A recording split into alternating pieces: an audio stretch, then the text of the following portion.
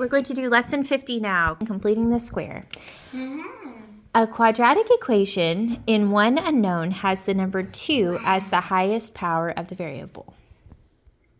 Okay, what do you think, Timothy? Okay, so that just means we've seen these all over the place. There are lovely factoring, the ones that need factoring. They will have a degree of 2 right there. So they'll have x squared plus something x equals, or excuse me, minus a constant equals 0. So let's jump in here, and then I'm going to explain what this lesson is teaching. So let's do example 1. They say here to solve this equation by completing the square. You may remember in Algebra 1, we did completing the square. So, all right, let me give you some steps. So, first, this is all from your book. We're going to put our equation in the form x plus a squared equals k. We're going to enclose the first 2 terms in parentheses, move the constant, that means the number, to the other side of the equation. We're going to create a perfect square, and I'll show you how to do that. Inside of the parentheses, making the same changes on both sides of the equation always. We're going to rewrite the left side, take the square root of each side, and then we'll be done. So let's go to our specific example. We've got x squared. I've rewritten this in the form, or I'm moving towards that number 1. X squared plus 6x plus blank equals 4 plus blank. I've left 2 blanks because I'm going to be doing the same thing on each side. I've got to change this problem to be what I need it to be so I can solve it. So how do I find the perfect square? Well, I take what was the middle term, 6, and I divide that by 2. And then I square it. So this is always what we do to find that perfect square number. So here in this case, I get 9. Now I use that 9, that perfect square number, and I'm going to put it on each side, add it to each side. So now, when I do that, I have something that I can factor.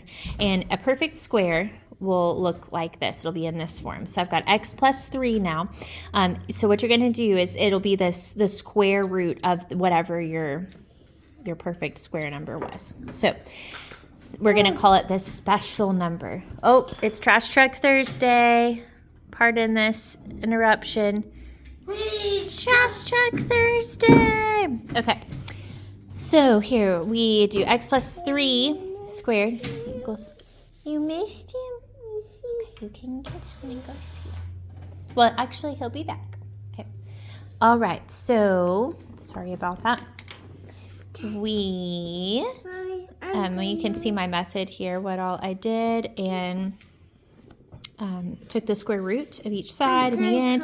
Don't forget your plus or minus on in your answer. X then equals -3 plus or minus square root of 13. Okay. All right, let's look at example 3. I've written out what the book has, but also I'll go through it. So I rewrote my equation, first of all, to be in this form we're looking for. And then I found my perfect number, my special number. And this one was a little bit weird. It's a fraction, unfortunately, my special number ending in 25/4. But we're not afraid of fractions. We know fractions. We can do them. So I add 25/4 to each side. Then I have to, again, take the square root of this number, and that'll be what comes here. So that'll be 5/2. And then I take the square root of each side, keeping in mind plus or minus could be a thing.